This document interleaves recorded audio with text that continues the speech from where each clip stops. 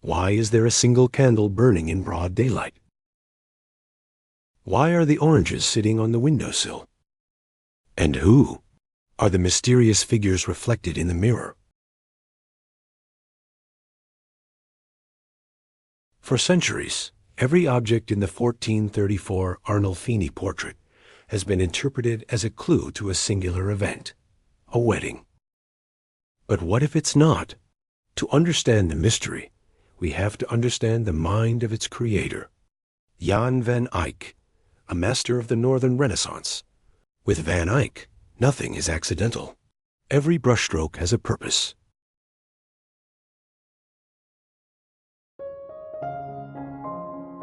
For generations, art historians have looked at the painting and felt certain they knew its purpose.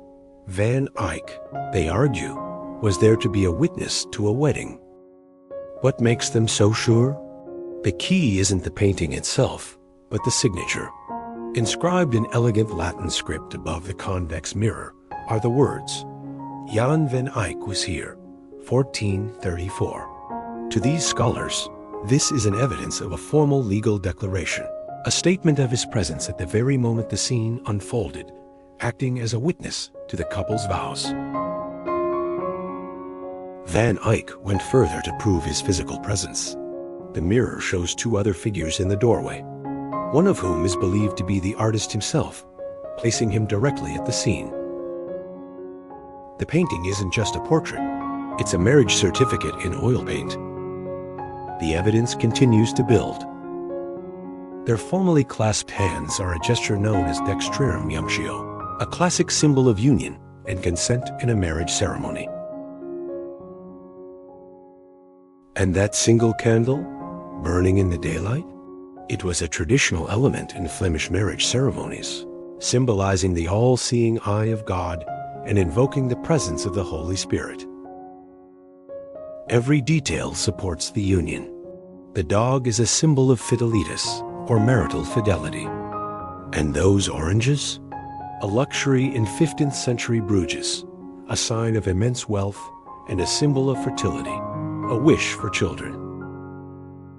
And on the ornate bedpost, a carving of Saint Margaret, the patron saint of childbirth, provides another layer of symbolic hope. It is a masterpiece of matrimonial symbolism. But what if the painting's most important clue isn't what's in it, but a discovery of who isn't?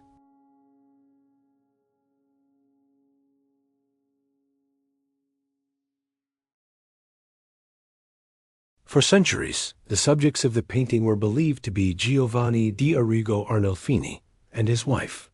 However, in the 20th century, a new detail emerged. Records show the couple didn't marry until 1447, 13 years after the painting was signed. This discovery shifted the story entirely. A new, compelling theory emerged. The man is now believed to be Giovanni di Nicola Arnolfini, a cousin of the original subject, and the woman, his first wife, Costanza Trenta. This brings its own mystery. As Florentine archives show, Costanza died in 1433, a full year before Van Eyck's portrait was created. Suddenly, the entire painting changes. This isn't a wedding. It's a memorial.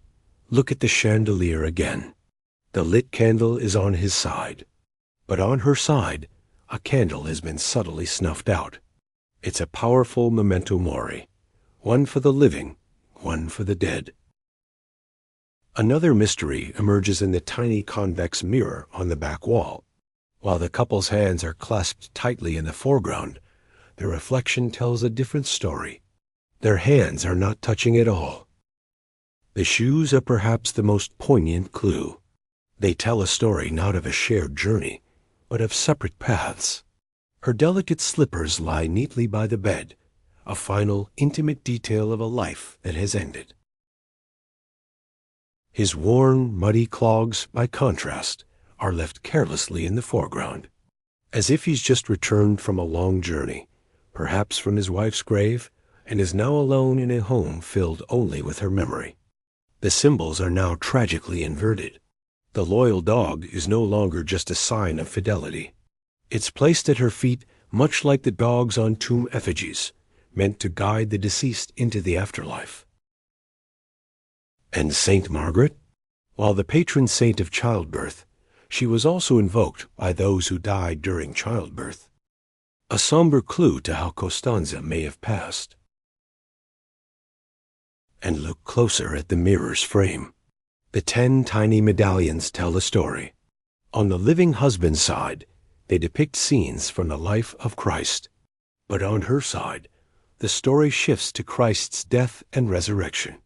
It's a stunningly clear narrative of life, death, and the hope for salvation. This is Jan van Eyck's genius at its most profound. Storytelling on a microscopic scale, with an almost unbelievable attention to detail. Even science supports this tragic theory. In 1994, using a technique called infrared reflectography, researchers at the National Gallery in London uncovered a shocking secret.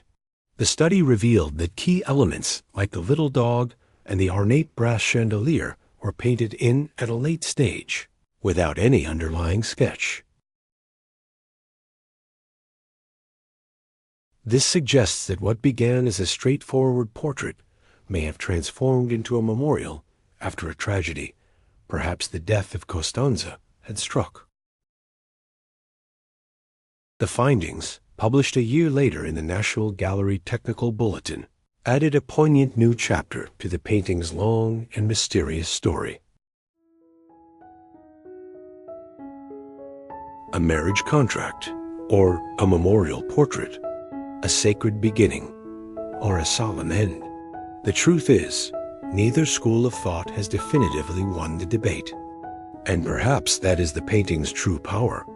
Jan van Eyck created a domestic scene so dense with meaning that it can hold both joy and sorrow, life and death, all within one quiet room. It is an enduring mystery that continues to invite us to look closer, to question everything, and to find our own answers in its breathtaking detail.